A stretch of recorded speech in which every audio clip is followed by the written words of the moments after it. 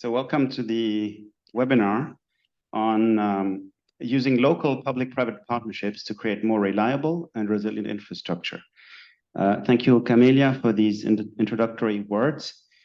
Without further ado, let's jump right into the subject matter. Today, we want to look at the local public-private partnership dimension, and we've got the privilege of having some very interesting speakers with us here. But just to maybe manage logistics a bit, if you have questions, please use the chat for logistical questions. If you have subject matter questions, please use the Q&A box. That would make it more easy to also include your questions once we finish with the presentations. There will also be live interpretation.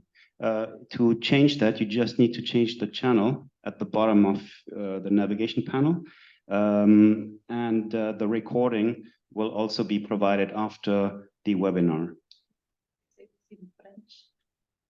Alors, je vais traduire ça en français pour ceux qui ne parlent pas suffisamment l'anglais. Vous pouvez vous exprimer en français ou en anglais. Il n'y a pas de différence. On a tout prévu ici. Et il faut simplement switcher le canal sur le bas de vos écrans sur le tableau de navigation du Zoom. Voilà. Donc, merci de poser vos questions si vous participez, si vous n'êtes pas panéliste, dans la Q&A box en bas de l'écran. Ça va nous permettre de gérer un petit peu le flux des conversations et de répondre à vos questions. Yes. Je vais redonner le micro à Camélia pour me présenter et ensuite c'est moi qui présenterai tous les panélistes. So, thank you very much. So, this is the original channel. Here we will speak English and French, and if you don't speak one of the languages, the moment the language change, you have to change your channel in the bottom of your screen. So, as I said, my name is Camelia Kimileva, co-director of the Global Cities Hub, and my colleague Andras Soreni, also senior advisor of Global Cities Hub. We're kind of hosting physically for those who managed to come. Small but interesting group also here. On my right is Graham Alabaster, which I will introduce in a moment. And on my left side, the main hero of the today webinar who put all this in place mainly is Jean-Christophe Bart-Collaret, who is running by passion and by professionalism this World Association of Private-Public Partnerships. You have a very impressive pedigree, which I will not be able to read entirely, but just to say a couple of words, is that you set up this NGO in Geneva quite recently, 2018.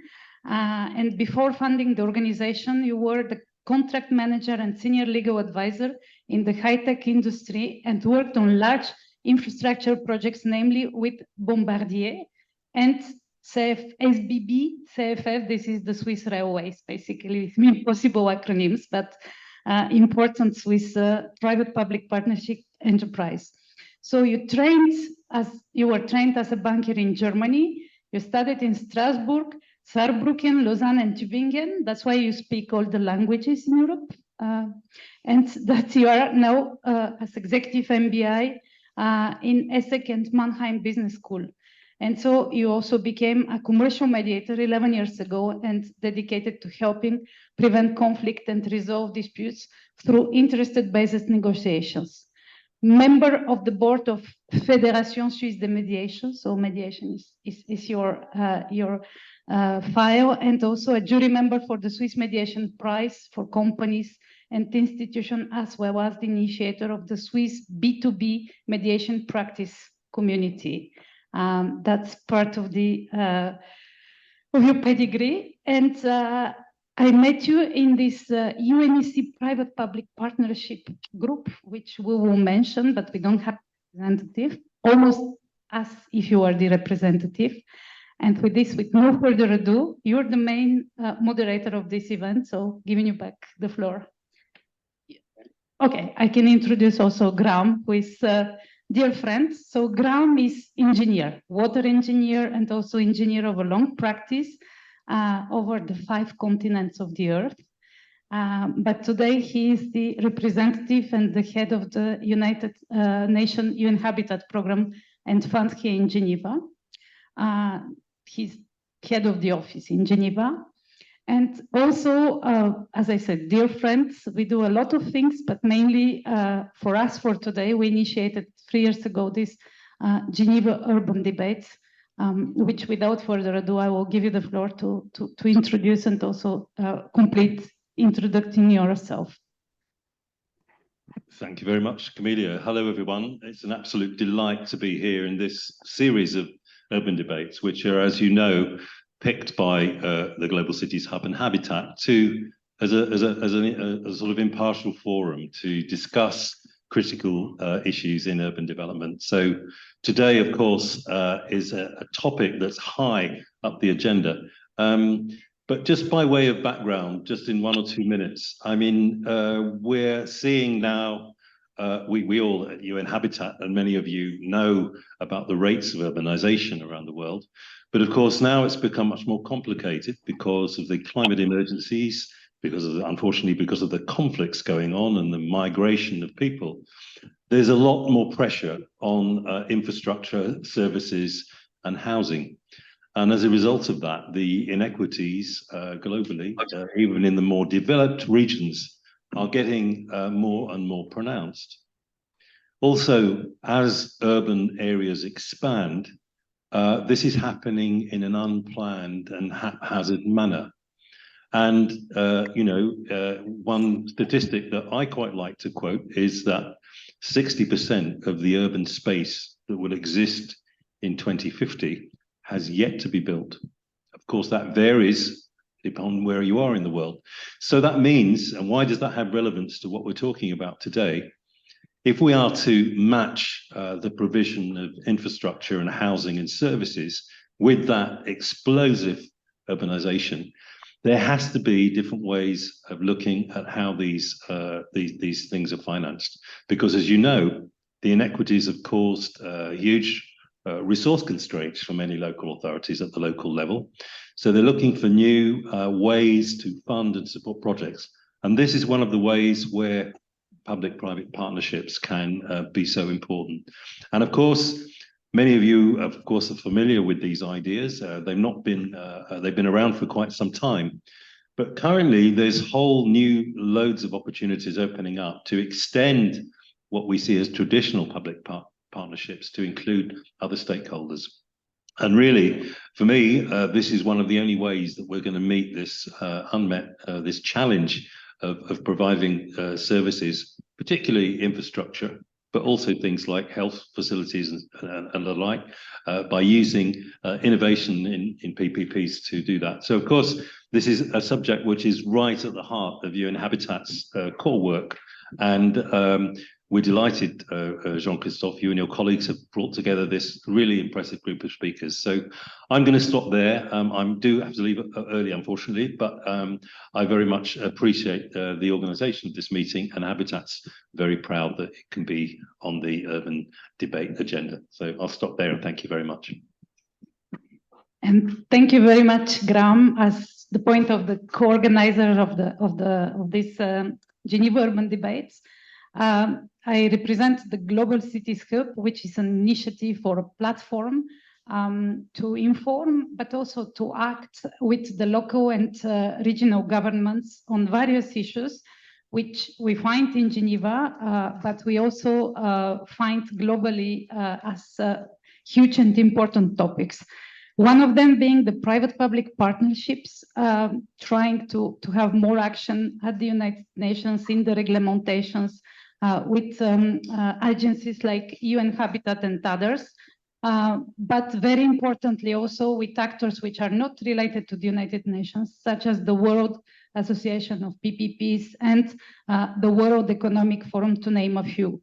Some of our partners and dear friends are here with us, such as Rodolphe, who you will introduce in due time, coming from the city of Evian. And this, I always when I think I'm always impressed that this is the oldest private-public partnership in France, I've learned, but also other cities like cities in Uganda, Kenya, and others who are joining us.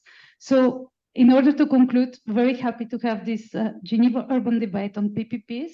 First, but I hope not last, because I will invite you to the Forum of Mayors, which this year will be held not in the shadow, but in the afterwards of the Summit of the Future of the United Nations. So we will also discuss different topic with more than probably this year we hope 100 mayors. Okay, I'm a little bit exaggerating, but we had 60 to 70 mayors from all over the world last year for this Forum of Mayors. Yeah, continue the discussions with you after this first webinar. Thank you very much. Giving you back the floor for the rest of the webinar. Thank you, Camelia. So as the Executive Director of the World Association of PPP Units and Professionals, the global home for PPPs, it's a pleasure to co-host the joint event with the Global Cities Hub and UN Habitat in International Geneva.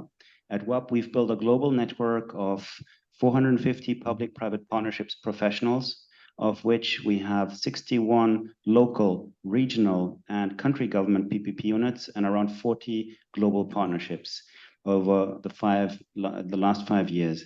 Our mission is to harness the power of a global network and share the best practices in the field of what we call next level PPPs, meaning those that are aligned with the Sustainable Development Agenda, the 2030 Agenda of the United Nations, but also to foster climate resilient infrastructure.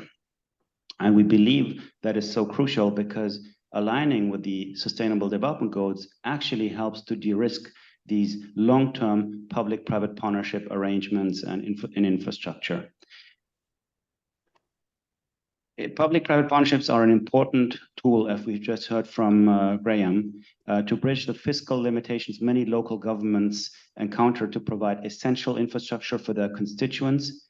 And the current poly crisis we're living and experiences is exacerbating the need to find appropriate solutions to deal with the strong growth in urban population and a massive infrastructure financing gap. I'm not going to throw out numbers here. I think this would not be very productive, but just know it's in the trillions.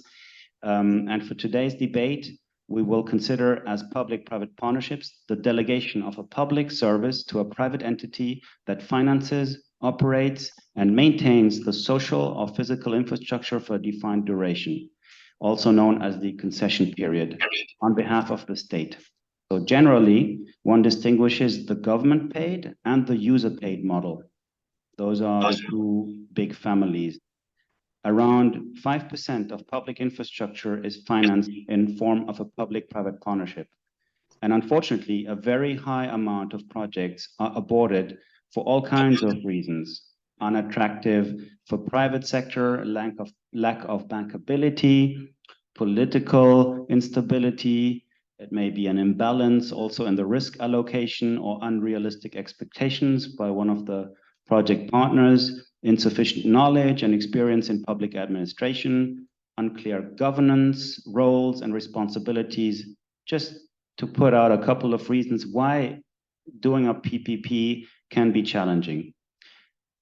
But at the same time, around the world, there are thousands of municipal public-private partnerships that rely on the private sector for the delivery of a public service. For example, water sanitation, waste to energy projects, social housing or affordable housing projects, mobility. We'll hear about an example on transportation in a large municipality, sport facilities, cultural projects, just to name a few, and some of them we will actually cover today.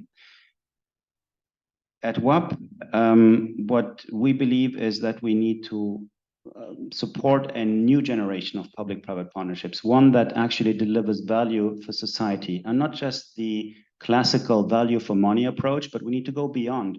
We need to deliver value for future generations, and that is something we mean. We're a growing movement, and we're seeing some impact happening in this space. Last year, for example, we all arranged a meeting on disaster risk reduction through PPPs on the occasion of India's G20 presidency in Delhi. And that blends in with the work of the WAP Sustainability and Resilience chapter. We had the CEO of FIDIC, which is the consulting engineers umbrella organization, if you want, that defines model contracts on execution of large projects, but also on dispute resolution techniques. And he spoke at our General Assembly in Athens. We've contributed also to the standards on PPPs and concession legal frameworks in support of the SDG and the accompanying guide published by the United Nations Economic Commission for Europe, based here in Geneva. And that was approved by the member states of UNECE last December. And this year, our dominating topic for 2024 will be small-scale PPPs, because we believe there is true value in having that discussion on subnational, regional, local, municipal, public-private partnerships, if we want to even be close to being able to be back closer on track and achieve the 2030 Agenda for Sustainable Development. And this is why I believe that this meeting together with the Global Cities Hub of Geneva is very important and really fits nicely into our yearly program.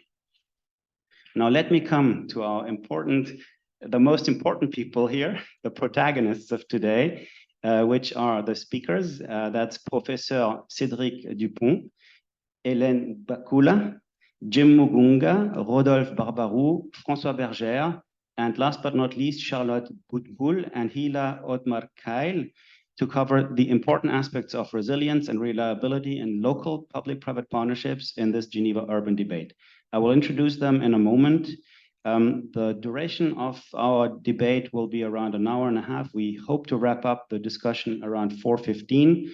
And should you have questions, don't hesitate to drop them in the Q&A box. We'll try to respond. If we're not able to, I will do my best to follow up in writing afterwards. So please guide the discussion so we can have an interesting conversation here. The plan is to present the panelists. Each panelist will have to answer a couple of questions that I have prepared. The roundtable will then last around 60 minutes. And after that, there will be time for a lively exchange with the audience. And I just ask everybody to be short and crisp in the questions so that we have actual questions and not statements. Without further ado, let me introduce our first panelist.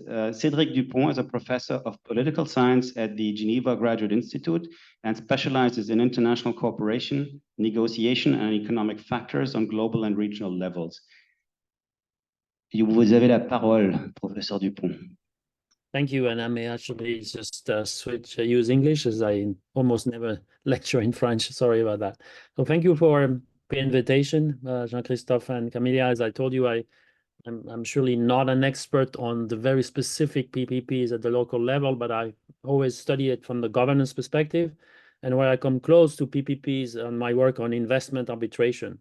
If you think Aguas Argentinas in Buenos Aires and with Vivendi was one of the most famous cases of investment arbitration, and that's where I came the closest to the very detailed local thing. So I was asked to intervene on three things, and I'll try to remain short, as professors normally don't do. So 3 points. The first thing is that, and I think you already touched upon it, Jean-Christophe, is the critical importance of having, of resiliency in the current context. Of course, lots of studies now, the World Bank, OECD, focus on the COVID-19 experience, but I think you could also, since then, unfortunately, see a lot of other aspects of this resiliency, even linked to natural disaster, which I think UN is really focused on, but also political and economic issues. Of course, wars, geopolitical tensions between US and China. What do we mean in public-private partnership?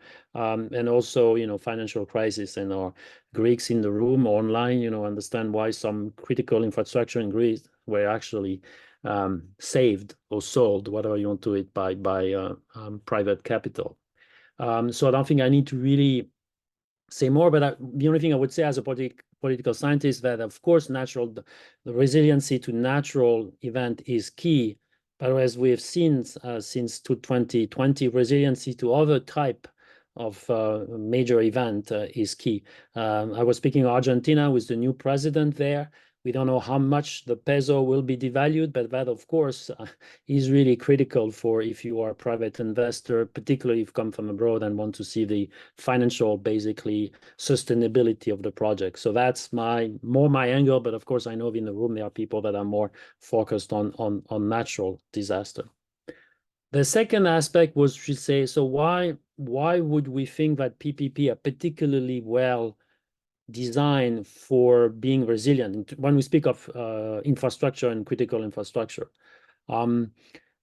Three things that comes, of course, a literature, and I'm sure most of you already heard that before, is that they have, I want to structure out about the three types of capabilities that needs to be collected or associated for PPPs to work. One is, of course, the resource capabilities, and I think Jean-Christophe mentioned is, financing is, of course, there. It's the elephant in the room. You need to have the resource capabilities aligned. Second, I'll come back to that. Second is what is called the process capabilities, is how you, particularly if you think of service delivery, this is a lot of, how you process, the, reaction, feedback, of you react to a shock of different nature. And then finally, as already the capabilities in terms of knowledge and people, expertise, right? So I think if you think of PPP, why we would think they are really good at that is because, of course, they're supposed to collect, all the possible good thing from both the private and the public. But of course, when you do that, you may also collect both the bad thing of both sides, right? So that's really a bit the challenge, is how much you could really combine these two things. I like to say that it's combining the invisible hand and freedom.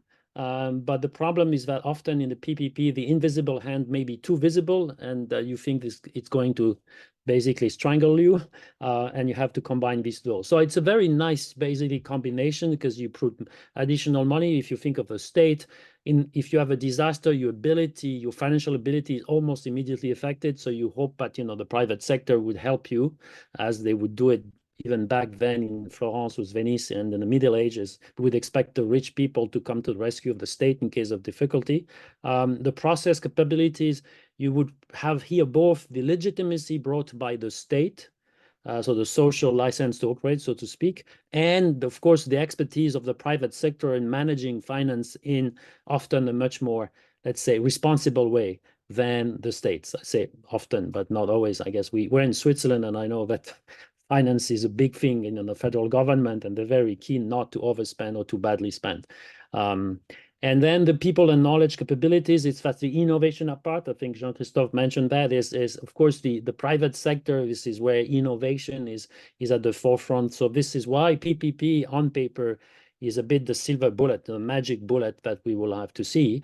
But of course, as Jean-Christophe mentioned, it's not been working right on. And so the last question that I was asked by Jean-Christophe is, so what needs to be done to cook this PPP, so to speak, rightly? And then again, this is, you probably know all this report by the World Bank and OECD. And so I think the World Bank say rightly done PPP, that's their formula, if I'm correct.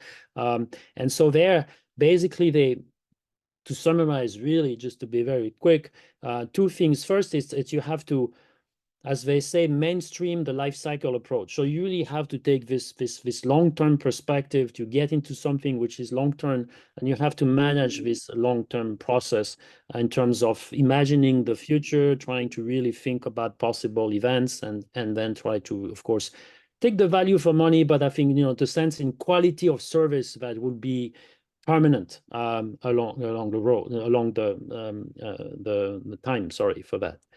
And then, of course, the second thing that they say, it should really, this is what the World Bank wants to emphasize a lot, and I think Jean-Christophe, you already emphasized it, it's a quality, service quality. So you really want at the same time to combine this value for money for the investor, but you really want this service quality for public. That's where the public dimension goes into it. That's what's supposed to be rightly done, PPP. But of course, again, that's really nicely said. much more difficult to do. But that would be, of course, what this report come out with different example. Jean-Christophe, you mentioned India. India has a long, there's a large experience with, of course, PPP in many different parts, and they also came up with their own recipe.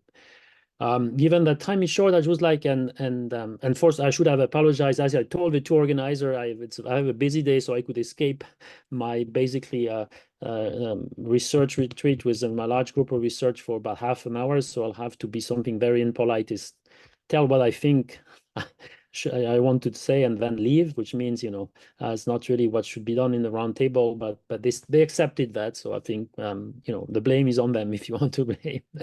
The last thing I want to do is a few notes based on my personal approach to that from this angle of governance and specials of international relation and cooperation. I would say 3 notes. I don't know the caveats. And the first one is that this life cycle planning, so to speak, I've seen that word, popping up a bit more in the reports, needs some foresight activity. So if you're planning over 20, 30, 40 years, you can't use just simple extension. You have to imagine possible futures.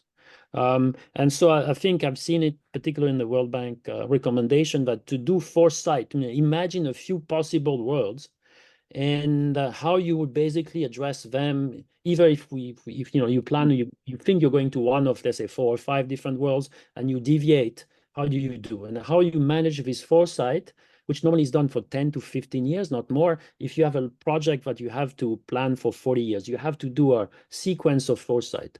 And I think it is interesting. I'm not sure, many people know how to do foresight. It is practice, but I think it would be interesting for the type of scenario planning. And I personally, if would have stayed in round table, I would have to wish to hear people really specifically implied if they do that. I'm sure some have done, but of course at the municipal level, it may require expertise that is missing. The second point is this notion of we need private, so public-private, and what is private, I would say. The whole of discussion now, let's say, between China and the Western world is that, okay, is there any Chinese money that is private? Or any Chinese money is public? And so do you really want Chinese money in the port of Piraeus in Greece, or in Hamburg, or in the telecom, or the communication infrastructure, let's say, in the UK or in Canada? And so that's interesting because we are in a world in which geopolitics is back. And so the invisible hand is surely no longer invisible. And so this is, in investment, it's really investment screening. How does investment screening get into the assembly of PPPs?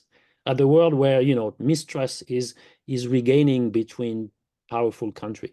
And so that's quite interesting. This is lost in investment, call it the policy space, and so to which extent you could really get the private money, or do you, when it comes to a country like China, or Middle East country, most many, Saudi Arabia, is it really money private, or is it really kind of semi-private? And I think that's an interesting thing you may be coupling with. And the last thing, and then this link to that's the whole discussion of the social license to operate. So I think to which extent, because in this time of populism and nationalism, you would not suspect, so would you make a difference between national public money or international or foreign public money? And of course, in many countries, if you restrict yourself to national own, basically private money, you're not fixing it. So you'll need, so it's not only you have an international dimension to public-private partnership, a bit different than in France if they do water distribution, or if they do the infrastructure for freeways. You have most of the money is actually local. So in that sense, you don't have, in addition to the suspicion of private ownership, you don't have this suspicion toward the foreigner. And so it would be interesting. I think it's an additional challenge for some countries, more than some others, that of course is complicating the task, because they have this feeling of, it's colonization in a new form. So I've been in a few notes that, of course, as an international relations specialist, of course, for me is very, I'm very sensitive to. But I'll stop here. Thank you very much, Cédric. That was very interesting and a couple of nice perspectives. I'm tempted to ask Francois if he would like to maybe, rebut that from a financial long-term investor's perspective. Would maybe you have also something to say on this friendshoring approach that Cédric was describing in terms of, can we really call Chinese money private? Yes, thank you, Jean-Christophe. Indeed, just a few quick observations or comments. Indeed, the issue of public acceptance or sort of private license to operate is a key one when it comes to PPPs, even in countries with a long tradition of incorporating the private sector in the delivery of public services or general services for collective interest. Like France, the boundary between public and private always remains sensitive. In that respect, you probably need effectively to have a good idea of what you mean or expect by public and what is to be expected by a private sector. Just an example, a number of state-owned enterprises have engaged on the private sector side in long-term delivery of public services for a procuring authority on the public side. In this case, do we still speak about public-private partnerships, or isn't it rather some kind of public-public partnerships? They may adhere to the same set of rules, but it fundamentally alters the whole balance and maybe somehow even defeats the whole point of allocating risk between public and private if eventually everything sort of links back to the public sector.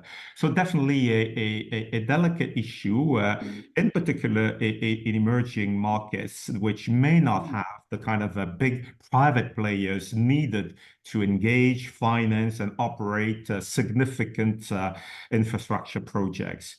Now, just maybe a quick comment on the sort of alignment between PPPs and sustainable development. So Cédric mentioned, and it's indeed a key dimension, life cycle costing. I would say there's more than that. Of course, life cycle costing is a critical dimension. It forces the public procurement authority decision makers to take a longer view than they would maybe usually do in view of their own sort of public mandates or electoral calendar. But there's also the issue of trying to systematically assess potential risks in the long-term horizon. And again, this is not a culturally ingrained in the public sector behavior. Public sector tends to consider they are their own self-insurer. They don't need to try and project themselves in the future and identify, consider, weigh any potential risk. And by engaging in PPPs, they would have to do so and have a much more systemic approach of everything that can go wrong and try to address it beforehand. The final aspect, in my view, which effectively makes PPP on the paper, and if well implemented, a very well aligned tool for sustainable development, is the ring fencing of maintenance. And again, we know that maintenance is usually an adjustment variable for budget officials on the public sector side, if for a number of reasons, and there's no shortage of them, usually they are a bit tight to balance their budget. The first thing to be cut, because it's discretionary, is the maintenance expenses on a particular infrastructure, public services, with the added bonus that usually it won't start to show in the quality of the service before a few years, by which time they may have already been re-elected. So ring fencing it through a contractualization of performance, O&M, is again, in my view, a big plus for PPPs to effectively contribute to sustainable quality delivery of public services over a long-term horizon. I'll stop here. Thank you very much, Francois, for these nuances to the very interesting points that Cédric has made just before. We now have the pleasure to meet Eleni Bakula. She is the United Nations Economic Commission for Europe Vice Chair of the Bureau of the Working Party on Public-Private Partnerships, and she's also a legal counsel at the Athens Urban Transport Organization, OASA. She possesses extensive practicing experience in public procurement and public-private partnerships, and she's managing a vast portfolio of public procurement in OASA and 2 major PPP projects currently. Eleni has been a lecturer at Manchester University, a qualified solicitor in the UK, and a practicing lawyer before the Supreme Court in Athens. So my question to Eleni is, can you explain to us the importance of public-private partnerships in the field of public transportation in a vast and complex municipality like Athens? What are the challenges in public tenders, and are renegotiations frequent? And maybe then, as a vice chair of the Bureau of UNECE's Working Party on PPPs, can you tell us briefly about the PIERS methodology and its ambition for public administrations? And should government contracting authority manage PPP contracts to enhance reliability and resilience? Thank you. Thank you, Jean-Christophe. Hello to everyone. I'm really happy and delighted to be invited at this conference. So I would start by giving you a case study in regards to, as Jean-Christophe said, I'm the legal counsel in the relevant the National Transportation Authority, which is OASA in Athens and Greece. This OASA is the relevant authority that designs and implements the operational transportation plan and provides transport services through its subsidiary companies. We currently have a vast portfolio of public contracts as we have to manage the entire public transportation, buses, trams, metro, train, and also the urban planning and infrastructure for the region of Attica, which is more than 5 million population. So I can give you as an example one of our PPPs projects. We have a telematics project which involves the design, financing, and setting in operation, maintenance, and facility management of a telematic system, which include installation of telematic equipment to 2,000 buses and 1,000 smart bus stations that shall provide information to the users of the public transport means by OASA telematic application to Android and iOS and Windows phones, and this shall manage their fleet of vehicles. More specifically, the project includes the installation of equipment in almost 2,000 buses and 250 trolley buses in order to monitor the transportation system in real time and provide to commuters with travel information through 1,000 smart stops all over Athens. So how can we see that in regards to sustainability? This project is a part of the strategic target of Athens Urban Transport Organization, and this aims to solve a great number of problems arising from the existing system by upgrading the quality of the urban transport, the working condition, and the staff involved, and the services provided to the user of the buses. One of the roles of OASA is to plan, control, and provide sustainable urban mobility policy, including efficient public transport systems and good transit connectivity. So, by promoting public transportation and transport initiative, support initiatives to make our city accessible for all residents and commuters, including persons with disabilities and older persons, so we improve the quality of life in cities. Now, at the same time, we can see that there are some challenges to sustainable infrastructure in cities. So, as Mr. Alamasato said, the prolonging expansion of the public transport network in Attica, aiming to upgrade the quality of life of the citizens and the sustainable urban and functioning, faces, of course, financial and operational challenges. So, in regards to this project, the expansion of the telematic system was on one of the challenges in both technical, financial, and legal aspects. So, this new infrastructure project concerns supply, installation, operation of the new smart buses, which will be connected to the existing telematic system. So, we are trying to connect the old PPP with a new PPP. So we are now working on the feasibility of the project, as new study has to be conducted in order to exploit and research technicalities regarding to connectivity with existing system. At the same time, we are trying to apply for funding, as finance is the first factor to be considered in public spending. So overall, our challenge to sustainable infrastructure cities, I think, is to construct and manage PPPs in accordance with a broader set of objectives that create value for people and value for planet. So 15 minutes cities is the result, is not the target.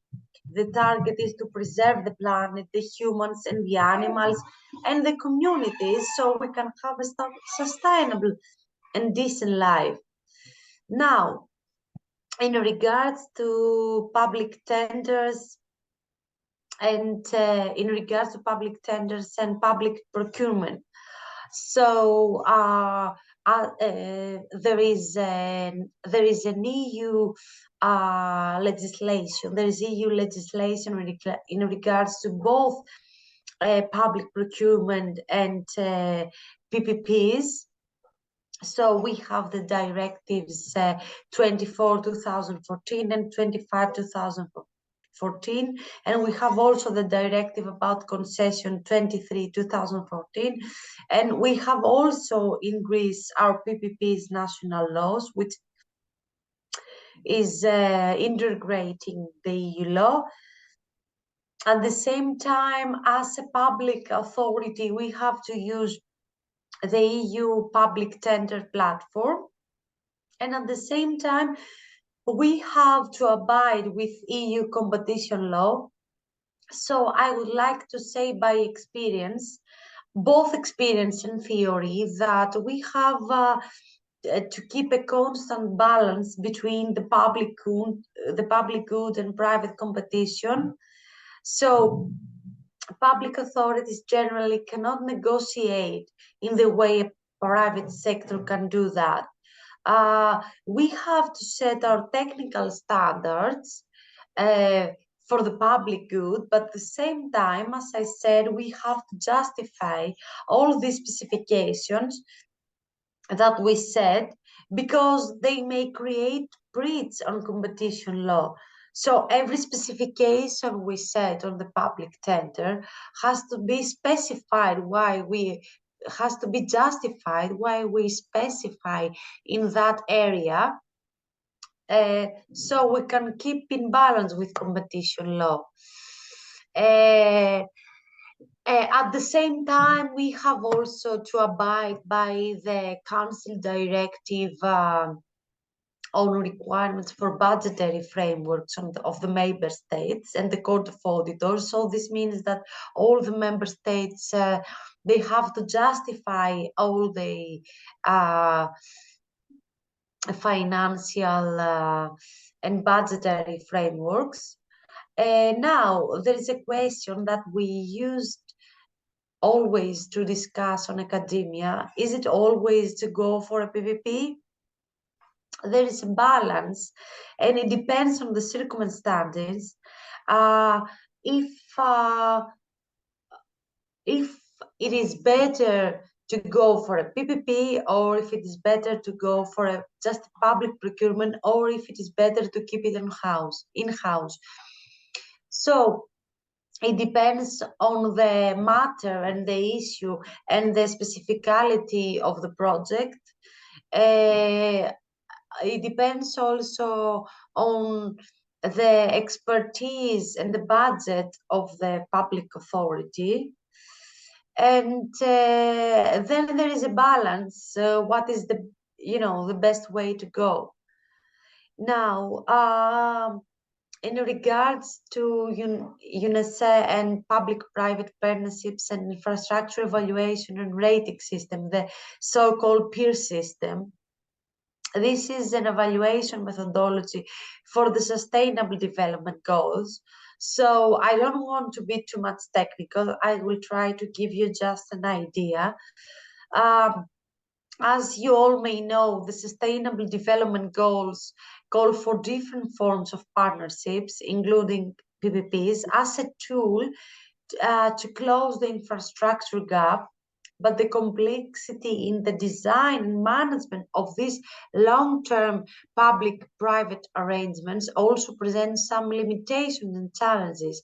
So these challenges and limitations of PPPs are important to bear in mind when we analyze the potential of PPPs in order to promote sustainable development.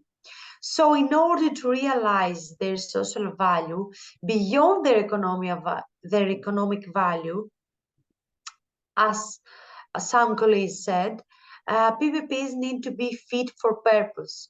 So that means that PPP is moving from being a mere financing tool to becoming an instrument that also provides value for people and value for the planet, as I previously said. So this requires a new approach consistent with the SDGs. In this context, the United Nations Economic Commission for Europe, UNECE, has developed the PPPs for the SDGs approach and the 10 guiding principles on PPPs in support of the SDGs, in order to provide a model that will foster access to essential public services for all sustainable development as its objective and putting people at the core. So launching this new approach requires new tools to evaluate the impact of PPPs that can measure impact and score projects, including both infrastructure projects and PPPs for the SDGs, and fully implement the guiding principles. So the whole purpose of PIERS is to implement the guiding principles in their entirety, using PIERS in order to foster improvements in the project themselves. So the following is a description of PIERS for scoring and evaluating PPP's project to aspire, and those consist of these three elements: criteria and indicators that demonstrate achievement in each of the 5 PPPs for the SDGs, a weighting of these outcomes along with other issues pertinent to scoring, and a scoring system that can provide various stakeholders with their evaluation needed to revise and adjust their projects so they can make them more compliant with the PPPs for the SDGs outcomes. So these criteria can be namely access and equity, economic effectiveness and fiscal sustainability, environmental sustainability and resilience, replicability, and stakeholder engagement. So I think I have covered all, but if there is any more question, I'm Wonderful. happy to. Thank you very much, Eleni. There's one question that is relating exactly to the telematics system, which is, if I may cite, may I clarify what PPP model does the Athens telematics system adopt? Could it be BLMOT, Thank you. So the telematic system, this is a PPP that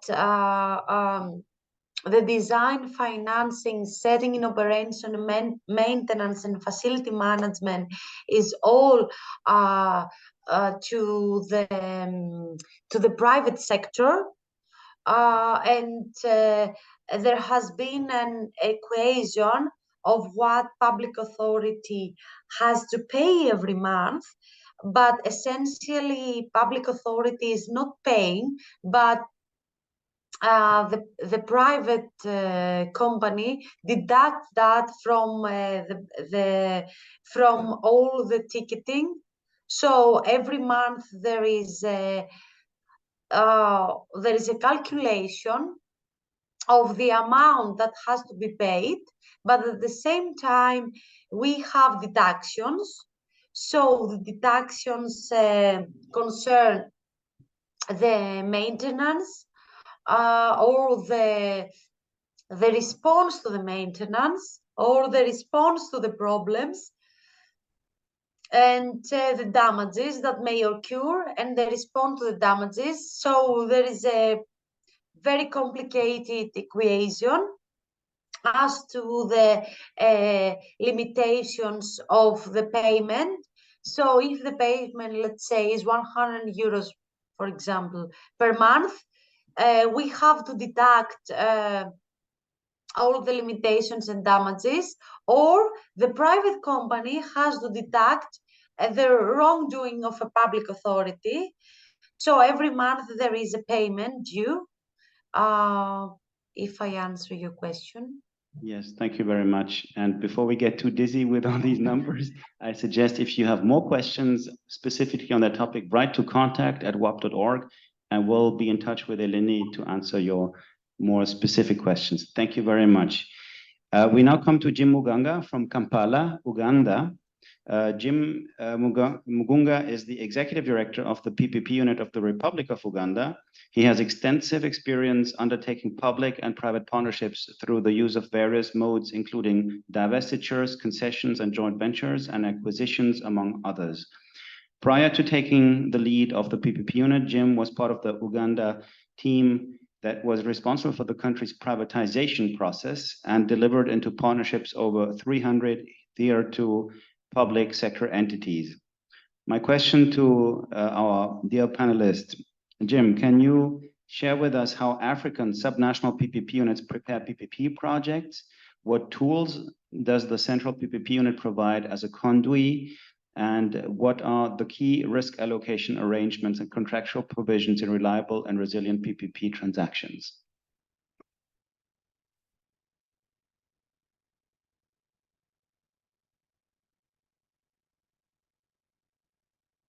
Still muted? Yeah, sorry, I was muted.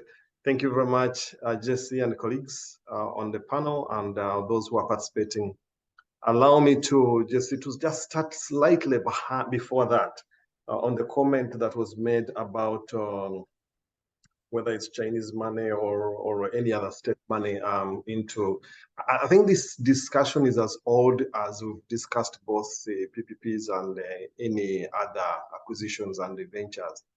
And personally, I believe when you look at countries like ours, where we don't have really firm, well-developed private sector that is willing to, that has the depth of resources to engage in major activities, you potentially are bound to see a lot of some of these happening, which reminded me of what used to happen even in Europe. You remember the acquisitions and the buyouts and buy-ins of airlines and the telecoms.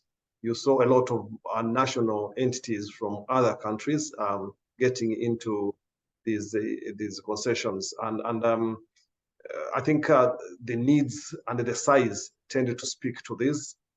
Personally, I'm not really so worried about what would happen. It's how you then structure and ensure that we've learned over the years, Jesse, we've learned how to identify the risks that would come with this kind of resources.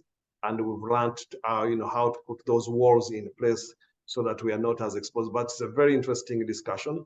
And on the African continent, it's a discussion that we've had since the days of privatization. We continue to have now, and going forward, we'll have the same, because major infrastructure projects eventually end up with either pseudo state-owned enterprises or companies or people who are funding that are related to state actors.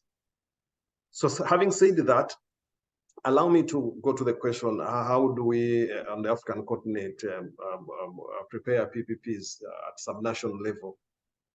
I think I'll start by clarifying that Africa is, again, as I normally say, is not a homogeneous political and administrative setup. It's not one bulk country, it's multiple countries, and I believe all the people attending this webinar are aware of that.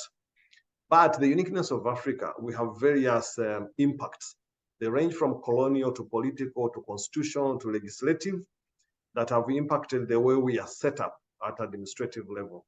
And because of that, that tends to impact our economic trajectory, the way we prepare and plan for economic development, and that makes us adapt certain approaches that inform that.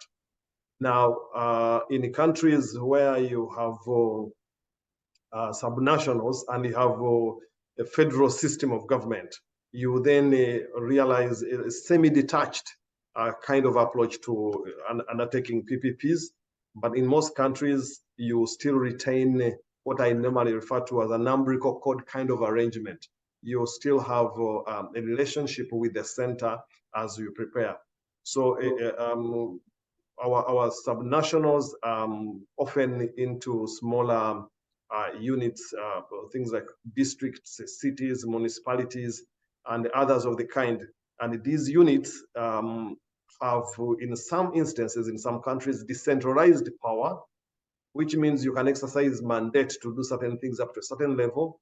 But in other places, they do not actually have that in other countries in Africa. But in some places, and what comes to my mind is South Africa and Kenya, Nigeria, actually, Nigeria. You will have a federal kind of arrangement. And there you have almost a semi-autonomy mandate to structure, to initiate, to conclude PPP arrangement, but often with a bit of clearance at the milestones. In the cases of a country like Uganda, where we don't have a federal system, and in Kenya, you have the central PPP agency, where you have control over both subnational and the national PPP activities. What we tend to do is to release the subnationals to undertake the activities that they have to undertake at that level, conceptualizing, planning, and the structuring, and making sure that they have ownership of the project and delivering it. But we request that at those 4 milestones that are crucial, we have eyes on and a mandate to avail approvals. So it's important for us as areas in countries where some of these activities are still developing. It's important for us to make sure that we keep eyes on this because eventually and ultimately there is a charge on the finances of the country at national level. And because of the risk levels that are perceived in these parts of the world, there's always a request that we have national sign-off for these projects. So that's part of the interventions that we do. Those interventions will take all sorts of forms, from policy to regulatory, because the subnationals are developing in nature. They are still the challenges that at country level, they are the same challenges that you find at subnational level. Things like capacities, clarity with the regulatory frameworks. Where they exist, they took on a national approach. They are not at the level where they can be cascaded down. So you tend to have to intervene most of the times to help out, to make sure that the processes are run in accordance with what you're doing. In the case of Uganda, we go to, across Africa, training, capacity building, hand-holding on feasibility studies, hand-holding on technical support and the advisory services. In Africa, you still find challenges of a PPP that's so viable, that's so potentially good, that may not necessarily have the resources in the budget for transaction advisory activity to be undertaken. So most PPP agencies across the continent will end up doing the initial early works on ensuring that the project is generally conceptualized in a way to pre-feasibility study, and therefore can then engage for the next level of delivery. So this happens on the continent, whether it's national or subnational, it's an issue, and we still struggle to deal with it. But we've also been able to collaborate. One, we are tapping into the resources that WAP and the agencies of this kind are making available to us. We also are tapping into our own Pan-African capacities. There's a lot of work that has been done in South Africa. There's a lot of the work that has been done in Nigeria, in the other countries. So what we are trying to do is to try and tap into this, make sure that we are able to develop capacities, synergies, or capacities that are similar across the projects, we're able to tap into them. Case in point, if you're dealing with a housing project, it's a housing project. It's going to be situated in a different place from country A to country B, but it's a housing project. It's a hydropower dam. So we're beginning to tap into existing tools, existing templates, and we're sharing this information, we are sharing experiences, and we believe that this will get us to where we want to be going forward. Lastly, I would want to reiterate, just comment on the needs and how we're trying to deal with them. Jesse, if you don't mind. Yeah. What we're trying to do is to identify and work with agencies like UNECE to try and mitigate. UNECE is the United Nations Economic Commission for Africa, for those who are not familiar with that abbreviation. Yes. So what we've done is that we've started on a process that has moved around Africa to try and identify the specific needs of both country level, at a PPP unit level, but also at subnational level. Through PPP unit level, we're able to look further down into subnationals. And we're saying to ourselves, what are those interventions that we can undertake to make sure that we now touch and get felt at the lower level? And that process has started. With the help of UNECE, and we believe we're going to expand it, we identified 6 countries. Those 6 countries have been put together. Diagnostic studies have been undertaken, and the solutions to those issues that were found have been identified. And going forward, there are interventions that are planned using a platform like these ones and others to step into the space where we have had challenges. Things like undertaking projects or technical studies or capacity building, feasibility studies. These are often the challenge on the continent. You may have very good projects, but you do not have the capacity to structure them. On the flip side, you have a huge challenges like a smaller private sector that can actually not necessarily step into this space and take on projects. You don't even have a private sector in some instances which can undertake subnational projects. So you have to step in and deal with this. So we're sharing a lot of information. We are creating this capacity, and going forward, we believe that these interventions that we're thinking about should be able to help to scale up the PPPs at subnational level. In the case of Uganda, finally, what we've done is we've gone all out and developed redacted national laws and guidelines and regulations to make sure that we address the subnationals. So what we did recently is to launch guidelines for subnationals. Now, the reason for that, we realized that the national guidelines and the regulations were quite detached. They were heavy, they were focusing on the bigger projects. And yet at subnational level, people want to feel that they're part of this whole PPP momentum. So what we've done is we've deducted the regulations, we've made them simpler. They are, yes, in keeping with the law, but also making them easier to implement. That way we get the subnationals on board, Jesse. I'll leave it at this for the time being. very much, Jim. Very interesting to see how the intricacies are in the field. It's not that easy, but WAP is happy to continue to support through tools like the Global Council of PPP Unit Heads and capacity building with our Africa chapter. It's now a pleasure to welcome here in person in Geneva at Villa Rigaud, Rodolphe Barbarou, who is the SDG advisor of the city of Evian. Who doesn't know Evian, the water brand, right? But it actually comes from the place on Lake Geneva called La Ville d'Evian. So the mayor, Josiane Lay, wishes to stimulate and deploy all public policies through the 17 SDGs. And Evian already collaborates with the French state government for the 2030 agenda. And I'm happy to now hand over the word to Rodolphe. And in light of the short amount of time, I'm not going to answer the chat questions right now. I'll try to bundle them after we have gone through all the presentations, because we still have 3 speakers to go. So let's make progress. Thank you, Jean-Christophe. Hello, everyone. Switching to French. Tout d'abord, je vais vous raconter l'histoire de l'Evian, que tout le monde connaît, cette naissance du partenariat public-privé. Alors, dès 1789, en France, il a été découvert des bénéfices sur la santé de l'eau d'Evian.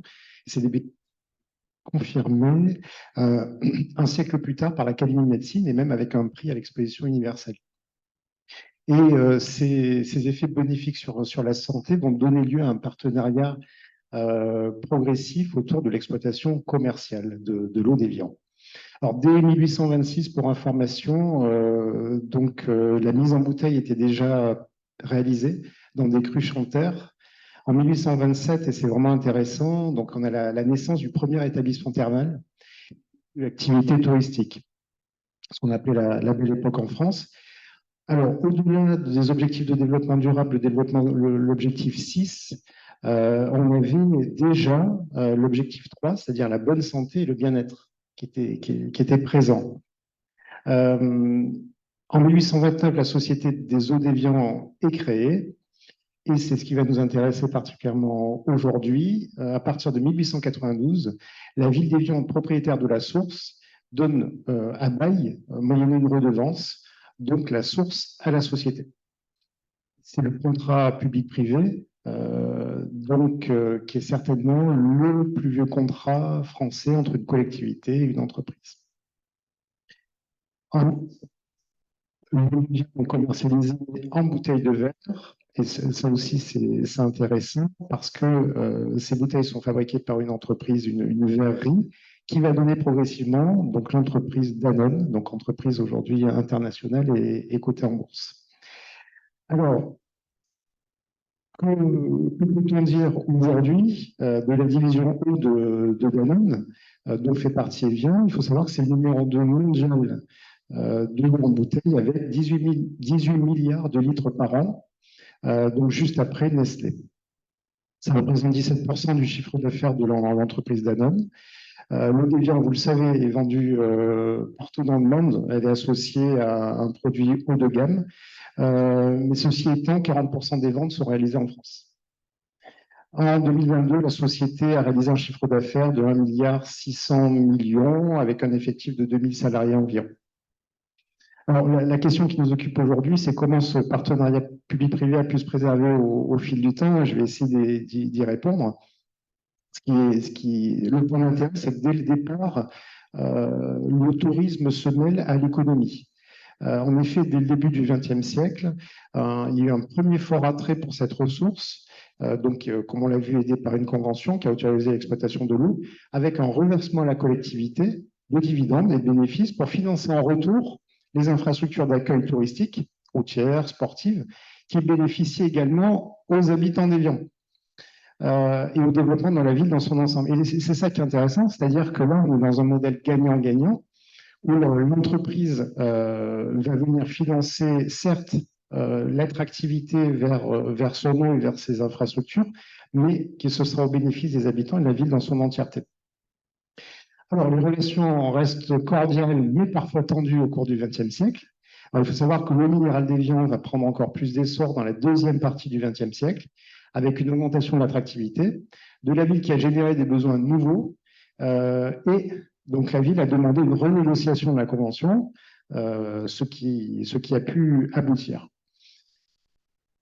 Ce qui nous occupe aujourd'hui, c'est ce maintien du partenariat au fil du temps. Ces deux partenaires, donc public et privé, tout a consisté au fil de leur histoire à trouver un juste équilibre entre l'exigence économique de l'entreprise et l'intérêt général de la ville. Alors aujourd'hui, Danone, il faut le savoir, est le premier employeur du territoire, une communauté de communes de 40 000 habitants environ, avec 3 000 emplois directs et indirects. En lien, les emplois touristiques représentent 500 emplois. Donc, c'est significatif. Et là, ça vient d'ouvrir l'ODD numéro 8. Au-delà du partenariat économique, ce contrat public-privé a également un rayonnement international du territoire, mutuellement entretenu par les actions de l'entreprise, mais également de la ville. Donc, vous avez souvenance du sommet politique international, donc le G8 à Évian en 2003. Le sommet politique franco-allemand est annuel, et puis le premier événement summit, le sommet pour le développement durable, qu'on a initié l'an dernier, donc en 2023. Ce partenariat public-privé a été extrêmement bénéfique pour la transition économique du territoire. Je vais vous donner un exemple, et ce, bien avant les demandes nationales et européennes, les demandes réglementaires. Parce que dès 1992, une association a été créée qui s'est appelée l'Association pour la protection de l'impluvium de l'eau minérale d'Évian.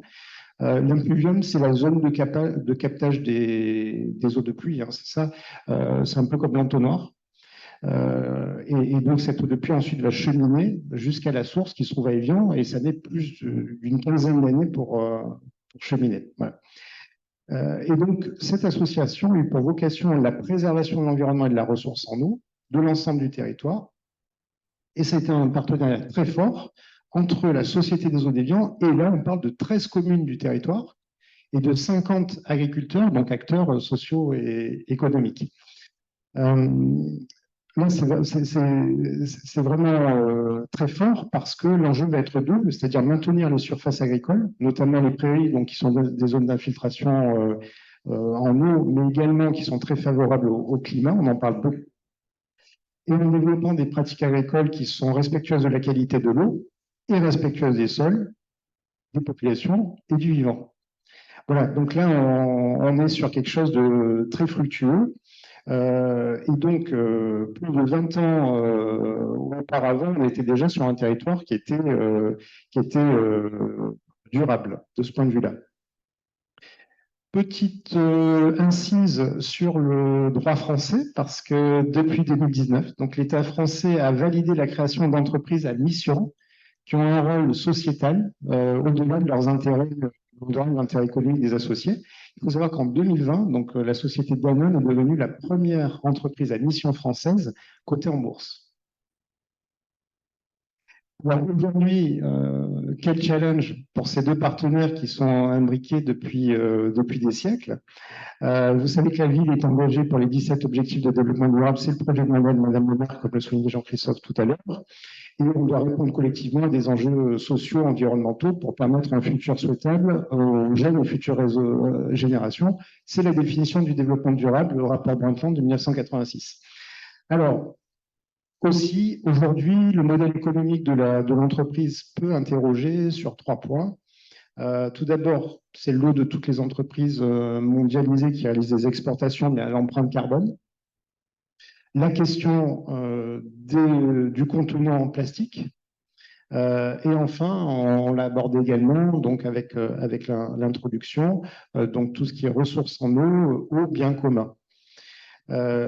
L'entreprise a engagé une véritable transition écologique sur son outil industriel, donc qui est basé sur le territoire évianais.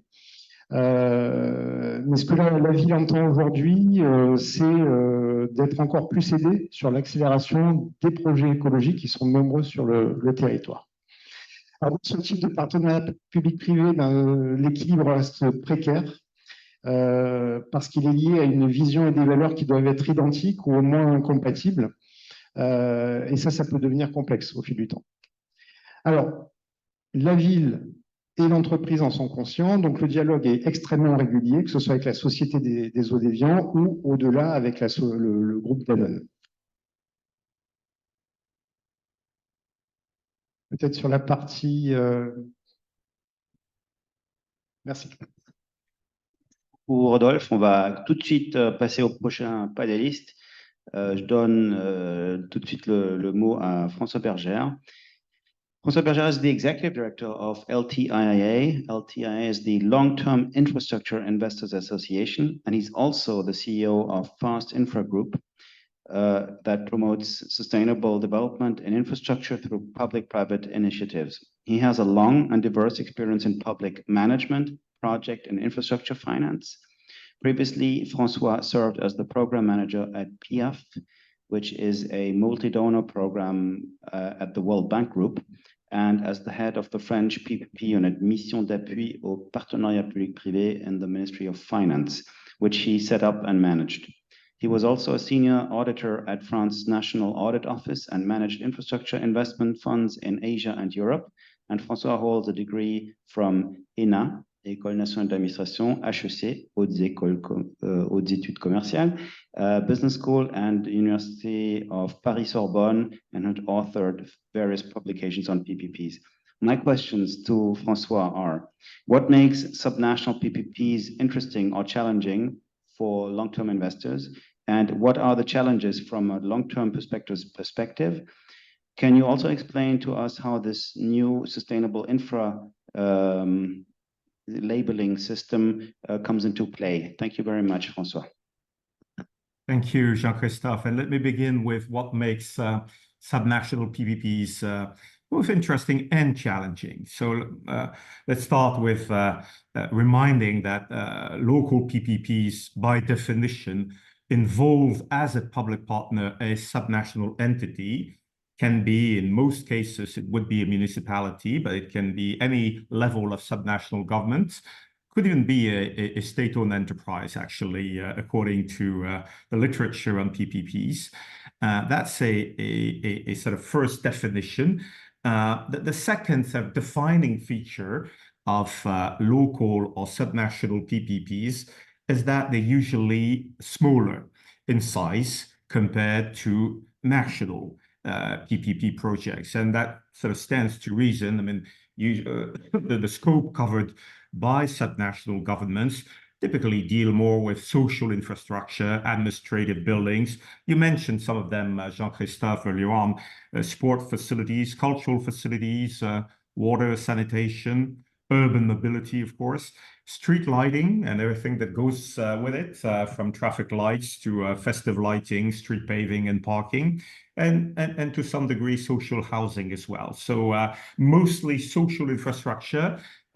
Unit size is smaller than big economic infrastructure, whether talking about motorways, port, airport, or big power stations. And hence, this smaller size has a sort of direct consequences. First one is linked with the inherent complexity of PPPs. PPPs require an extensive skill set from the public sector partner because they basically incorporate every dimension from design to operation and maintenance over a long period of time. You have to consider, envision, address contractually, technically, all of these dimensions. It requires a skill set, both technical, financial, management, a lot of different sectoral expertise. It's a relatively long process. I mean, typically from the start of the procurement to a financial close, it can last around 2 years or more. And then you add another 3 or 4 years, depending on the nature of the project for the construction, all of which typically goes beyond the typical mandate of a local elected official. In many countries, this typical mandate duration would be around 4 or 5 years. So there's a first sort of a mismatch here. There's the issue of insufficient skill set at the level of a relatively small public entity. And there's the issue of the high transaction cost, which cannot be easily amortized on a relatively small project with small capex, small investments, small payments. So all this are sort of challenges that may effectively render more difficult the structuring and financing of subnational PPPs. On the other hand, they do provide an opportunity to better make bigger room for local SMEs. And this has been traditionally an argument against PPPs from its opponents, the fact that PPPs are more or less the exclusive remit of big corporations, multinational operators, contractors. Well, not so by definition with local PPPs that can effectively facilitate or give a premium to those private partners that have local roots and a small or medium size being locally grounded. So that could be more of an advantage, if only from a public opinion issue. There's a final dimension that we need to take into account, and that's the issue of the creditworthiness of the local authority. In other words, its capacity to effectively pay and honor its financial and budgetary commitments over a long period of time, at least for government pay PPPs, the availability payment PPPs, which prevail for social infrastructure. Any private investor would rightly be concerned about the capacity to pay of a local government that doesn't have sort of a how should I say, sufficiency in terms of resources. In other words, subnational governments that depend for most of their resources from fiscal transfers from the central government would probably be seen as a bit risky from an investor point of view. Anything that can be done to foster the creditworthiness, reinforce the capacity to effectively raise its own resources by the concerned level of subnational authority goes a long way, being to make those PPPs more envisionable, more investable by private investors. This is already the case in developed countries, all the more in emerging markets where typically such types of PPPs would only be considered by private investors if they are supported by some kind of national sovereign guarantee underpinning the payment over a long period of time. So this basically to try and address the challenges and some of the interest of local or subnational PPPs. Maybe one last advantage is that, or feature, is that concerns linked with the on-balance sheet or off-balance sheet with regard to national accounts, which have been the driver historically for many PPPs, at least in Europe, with regard to the Maastricht criteria, are not so prevalent for local PPPs, which by definition do not have this type of concern to manage on the balance sheet. So might be easier for them to effectively enter into this type of arrangement for sort of budgetary reasons. Now, just a few more words about this issue of size. One way to address this issue of critical size, which may make them too small to consider for many investors. You just mentioned, Jean-Christophe, that I was also in charge of an international association of investors in infrastructure. Just to give you an example, most of our members, dedicated infrastructure funds, specialized infrastructure funds, would not even consider or identify on their radar screen PPPs or projects with less than $20 million or euro sort of minimum size as for the investment ticket. And as you would imagine, many, probably most of the subnational PPPs do not qualify to reach that threshold. So how can we address that? Well, the simple way is to bundle PPPs that are well, similar somehow in their nature, their scope, their duration. And let me take the example of schools. In most countries, primary or secondary schooling is the responsibility of subnational governments. Higher education, the universities being more the resort, the remit of national governments. In many countries, and France is a good example, cities would be in charge of primary schools, département, région of middle or high schools.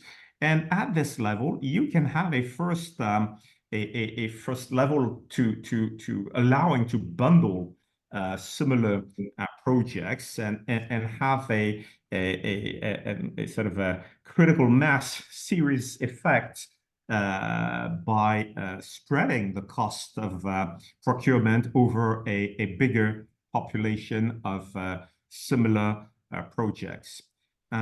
Another way to do so is by standardizing a number of those projects, and in particular, those projects that are not too complex.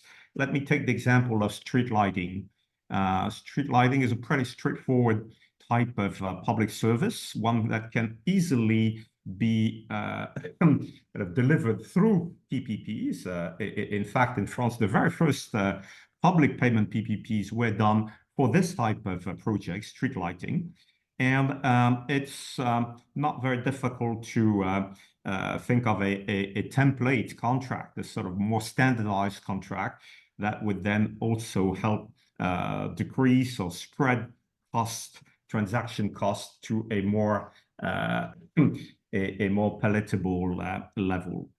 And maybe just a final aspect I'd like to mention, again, from the investor side. I mentioned creditworthiness already of local governments. A type of similar issue is that many of those subnational governments are not rated. So you don't have any sort of third-party independent assessment of their capacity to effectively be fiscally or financially resilient over the horizon of the PPP. So that's another issue to keep in mind, which makes sometimes entering those local PPPs more challenging from investors' standpoint. And finally, very quickly, I'd like to revisit the theme of the sustainability and alignment. So Cédric Dupont already touched upon it. I briefly commented. I am myself pretty convinced that there is fundamentally a good fit between the PPP approach and the sustainable development, sustainable infrastructure approach.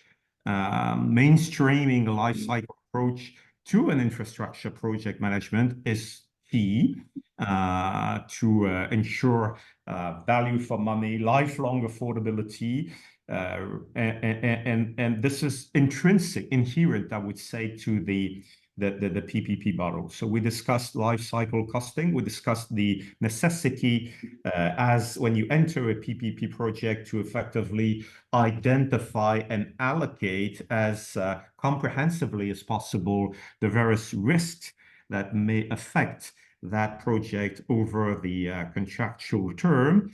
And this is becoming a more challenging exercise, as we cannot just longer extrapolate past trends, certainly not in terms of climate change, for example, since we're now entering an era of disruption.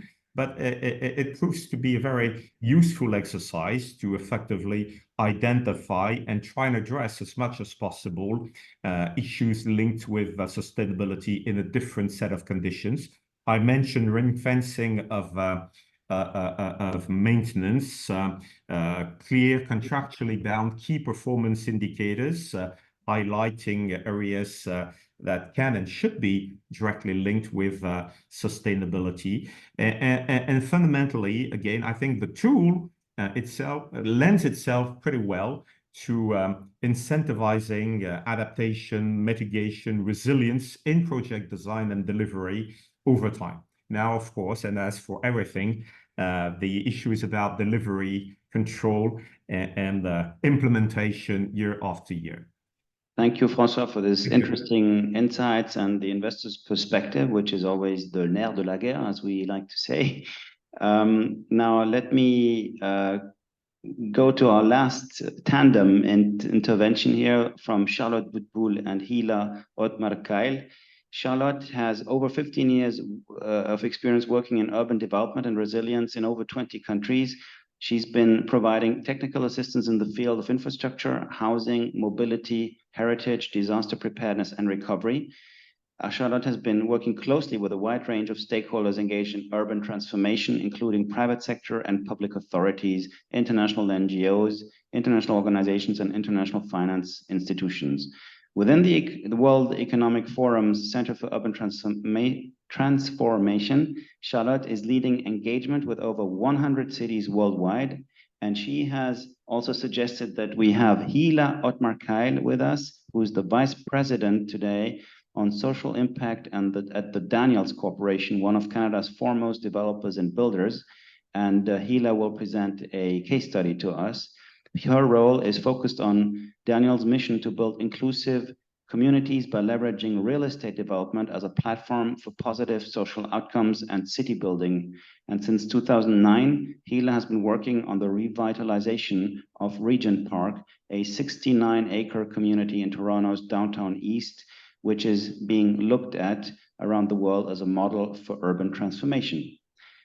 My questions to our wonderful panelists are Charlotte and Hila. Can you share with us what the Geneva-based World Economic Forum is doing to fuel local investment? You may know that WAP has launched a philanthropy and PPPs chapter led by Max van Abendroth, which has produced a mapping of the philanthropy partnerships in the public-private infrastructure ecosystem. And the Giving to Amplify Earth Action, GAEA, initiative is part of this effort. Can you explain to us what the Global Partnership for Local Investment is about and what its objectives are? A little voice told me that there is a PPP award out there, and if you can reveal a bit more to us today, that would be wonderful. Thank you.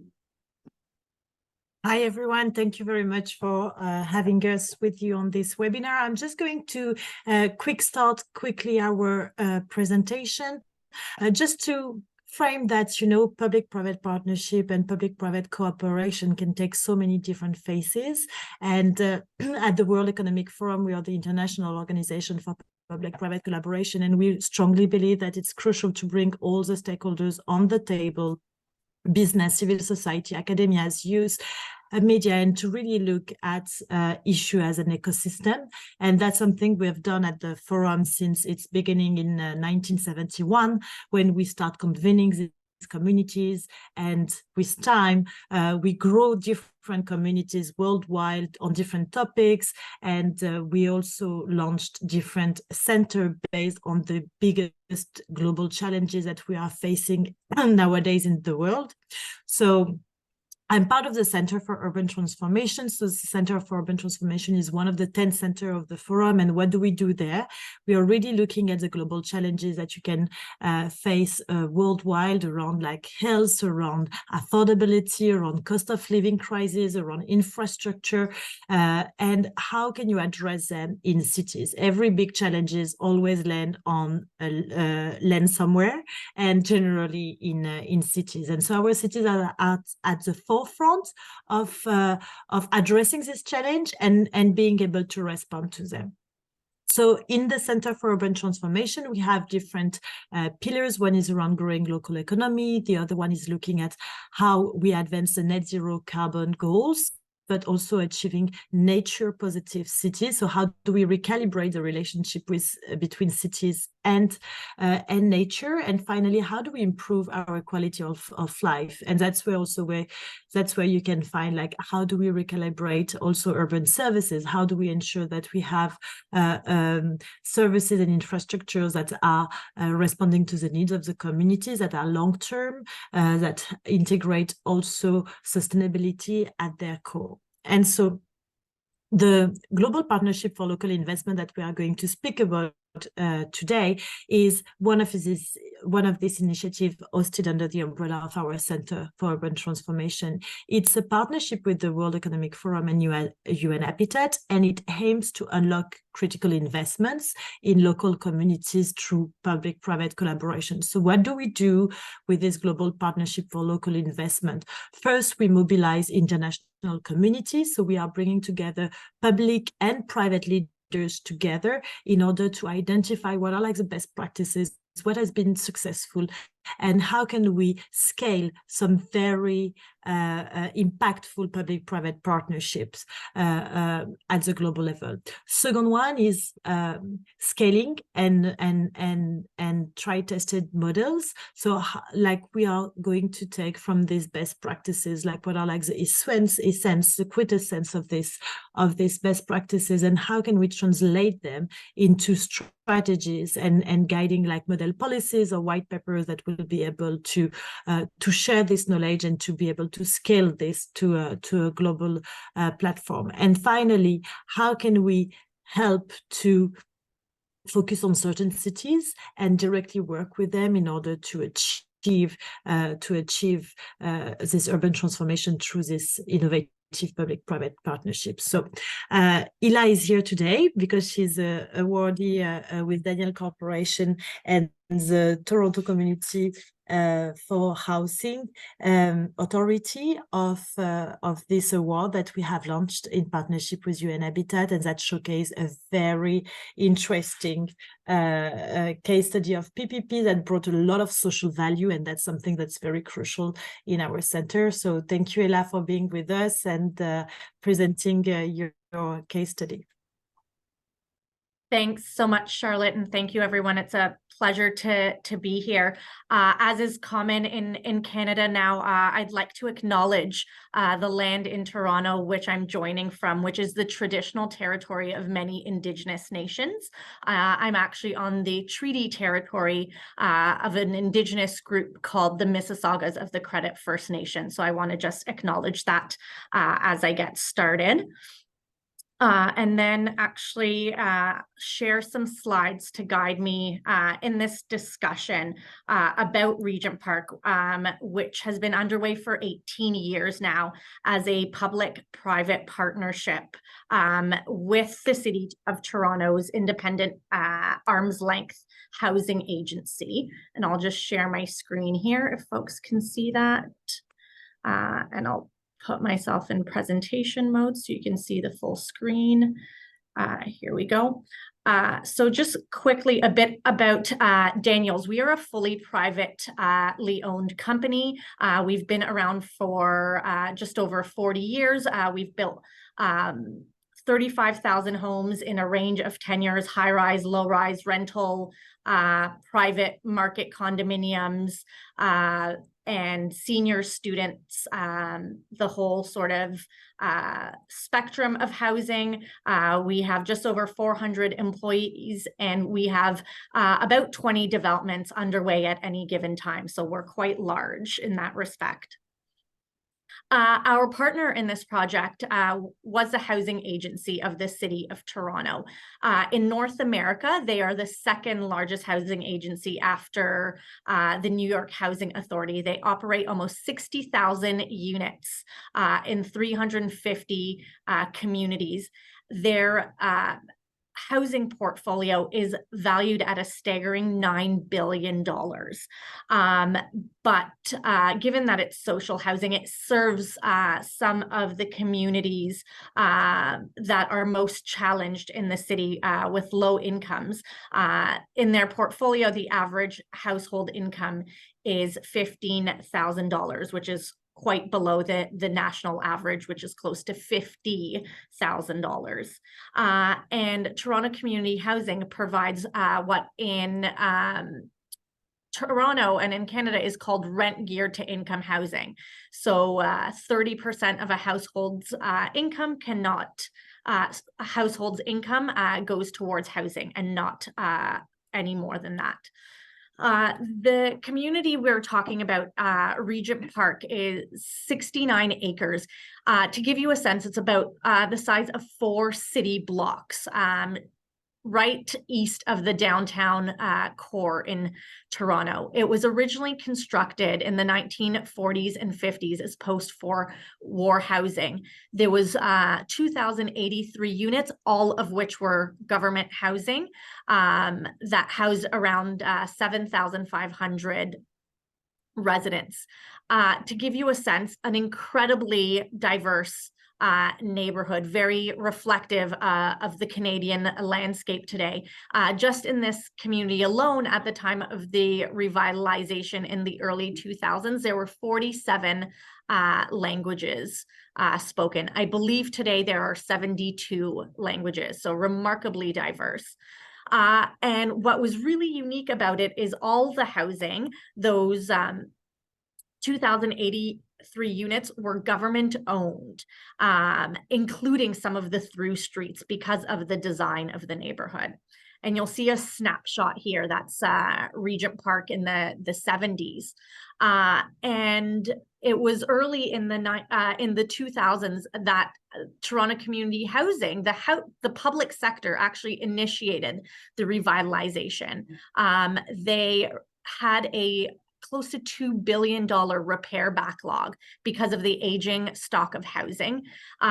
This neighborhood in particular had a very challenging history of being disconnected from the rest of the city by virtue of urban design.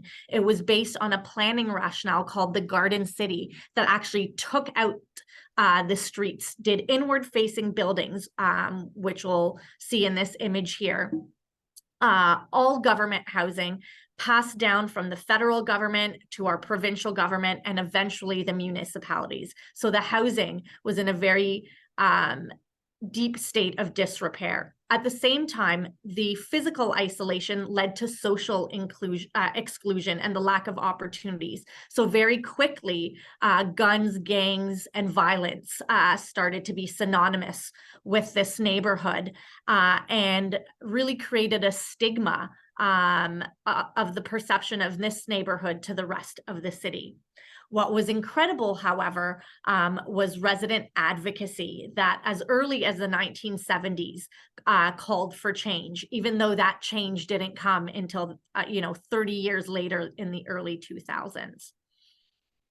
And that change really came about through a series of consultations with community. So those community voices, that resident advocacy, is really at the center of this public-private partnership. In fact, we very much talk about it as a public-private community partnership because of the very strong role that the communities played. The community developed actual principles very early on for the revitalization that said things like put back in the streets. So this plan became this plan with community input. The community also came up with a list of 12 guiding principles, and this happened in a very unique consultation format led by the public sector agency, Toronto Community Housing, where they actually trained residents in the community to speak to their neighbors in their own languages to garner feedback around what they wanted to see in this revitalization. The city recognizing that in order to refresh and renew this neighborhood, they had to unlock some of that land and that density to create market housing and use that to channel the funds into redeveloping this government housing and really addressing some of the social issues. And so through that consultation, a 6-phase plan was developed, and you'll see the timelines here that were quite ambitious, that haven't been met. So that's definitely one of the lessons we have in public-private partnerships and these urban transformations, is they do take a lot longer than projected. And a very key set of principles, the overarching one being a right to return. So the residents said, you know, we lived in this community. If it's going to be redeveloped, you know, demolished, reconstructed, then we need the right to return. This is not a gentrification where the existing community and the government housing gets pushed out. The concept has been founded on the mixed use and mixed income neighborhood. So actually introducing commercial into the neighborhood for the first time, and retail and storefronts that hadn't been there previously. And side by side, having government housing with private market value housing. You know, some very basic principles like reintroducing the street grid, creating a safe and accessible neighborhood, involving the community in the process, and leveraging this redevelopment as a platform for local capacity building. And then you'll see here a financially responsible plan. And that's because that, you know, based on the previous conversation, we heard that these types of partnerships need a massive amount of capital. In fact, in the 18 years that the Regent Park revitalization has been underway, the transactions related to the revitalization have totaled over $1.5 billion. The foundation of the public-private partnership, I've really simplified here for illustrative purposes. What the public sector brought to this partnership primarily was the land. And they recognize that to unlock the value of this land and to generate the capital needed to renew the community, to demolish and rebuild the government housing building, they needed to partner with the private sector. And that's where our company came in. We had the development and construction expertise to actually lead this development hand in hand with the public sector. What we also had was the alignment, and that alignment was that both parties set out to create a vibrant and inclusive mixed use community.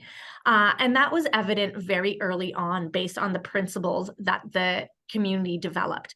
In fact, not only did Regent Park have a zoning bylaw, which we all know is important, we need to know where the physical infrastructure is going to go, the sewers and the streets, how tall the buildings are going to be. But the community also developed a social development plan that talked about how you create inclusion, social cohesion, and really enhance the quality of life. The plan that was ultimately developed was consolidated from 6 phases to 5 phases.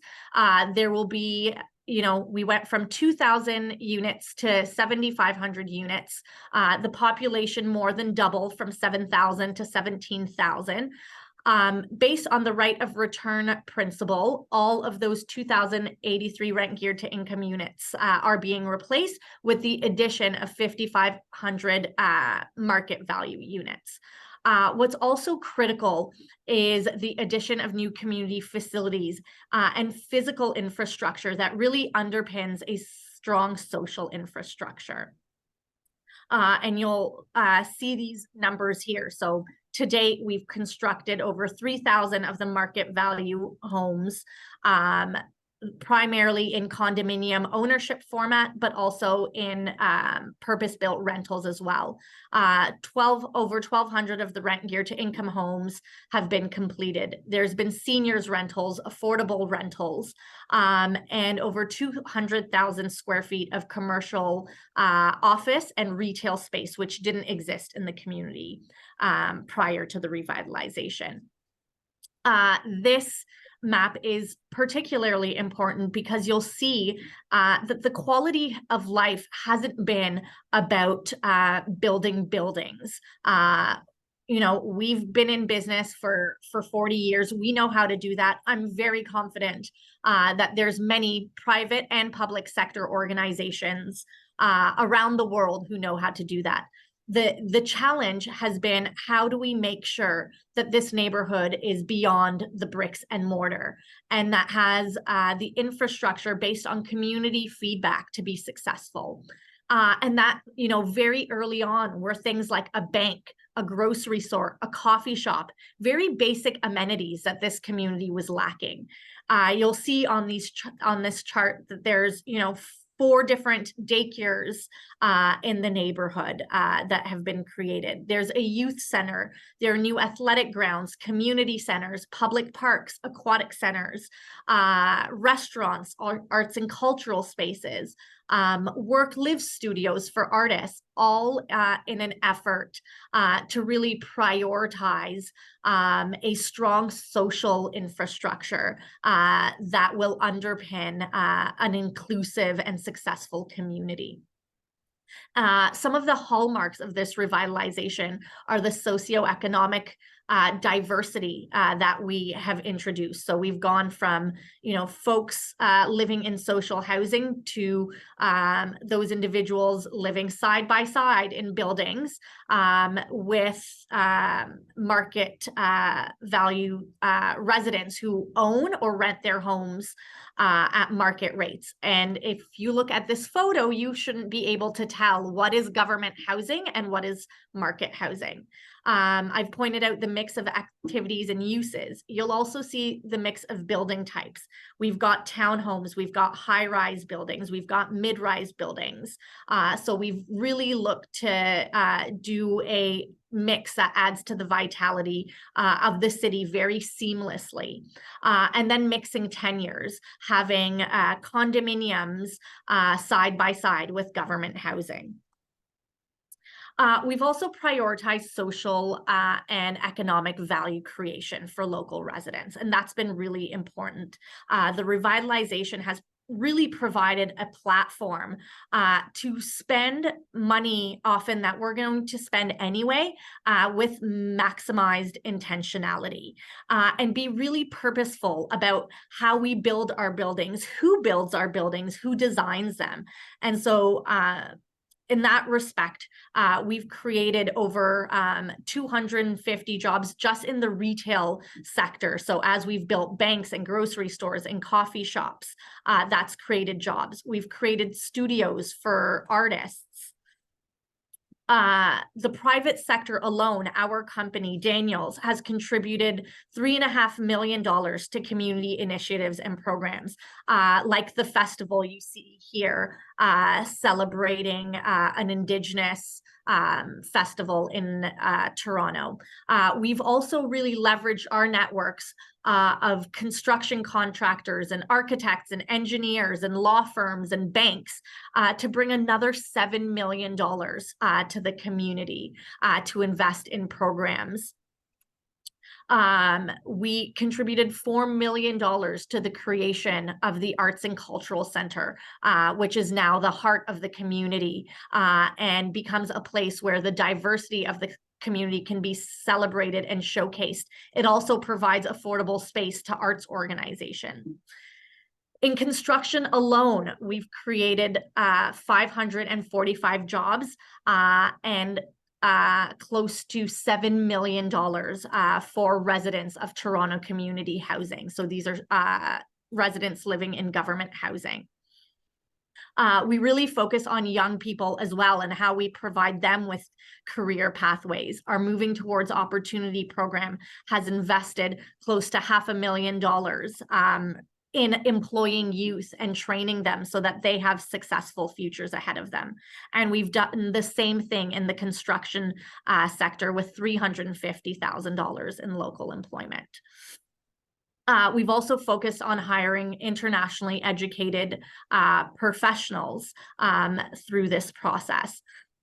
And what's been critical in Regent Park is, we've created an example of how to use a public-private partnership, not just to build buildings, but really build communities that respond to SDG 11 on creating inclusive, resilient, and sustainable communities. So I'm really happy to be able to share this as an example today. Thank you for your time. Thank you so much, Hila. It's very interesting to see how the socioeconomic benefits can be factored into a public-private partnership. That's really impressive. Thanks very much for that. I'm aware that we've been a bit carried away with the interesting presentations. Nevertheless, I've agreed that we will take another couple of minutes just to look at the questions in the chat, so we have a chance to give you quick answers, or at least show you where to find more information, and maybe we can then consolidate that in a solution paper and make that available later on. One of the things that I remember was a question: how does WAP,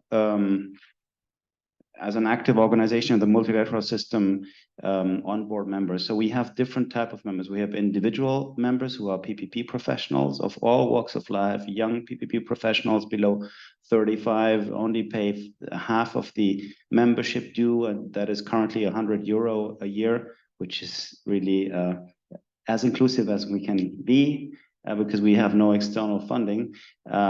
We also have corporate members that can join WAP. For example, Daniel's corporation, maybe we can involve you in our real estate and urban development chapter.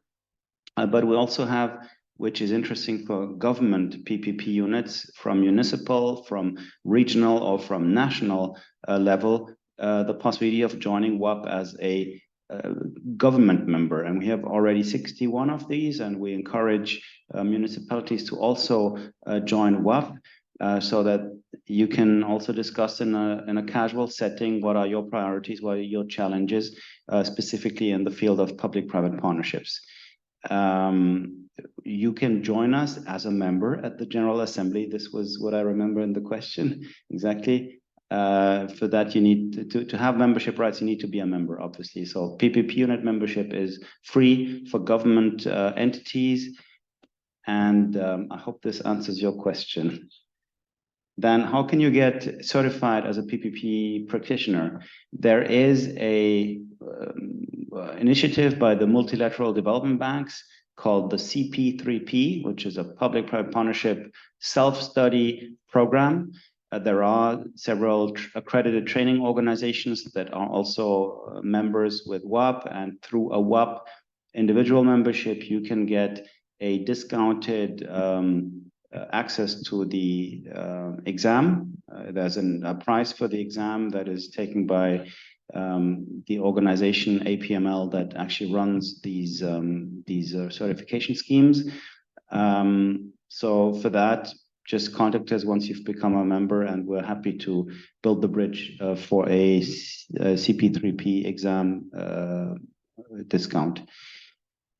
Other than that, WAP has developed a peer recognition program for PPP practitioners who not only bring the theoretical knowledge, but also the experience. And for that, all the requirements are also listed on our website.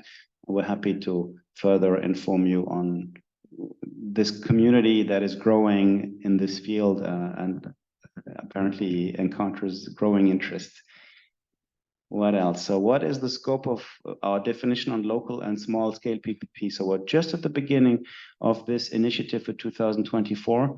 The first discussion took place last Friday, and we're currently writing the summary of that first discussion. You find the program on the WAP website, wappp.org, or in the chat, which is displayed on your screen.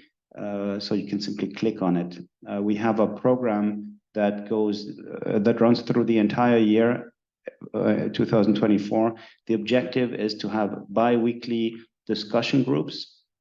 You can look at the topics that we will cover. They're meant to not be academic, but something for practitioners where we can discuss different perspectives.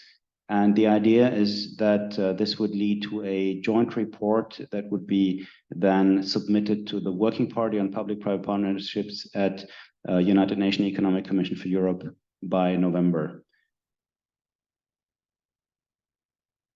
What else do we have as a question? I hope I'm answering most of the questions.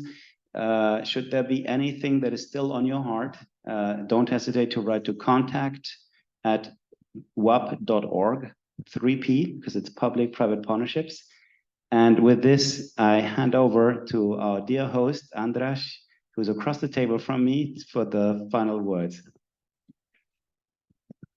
Thank you very much, and I will be very brief. I thank all the participants, all the speakers, and especially the main organizer of this event.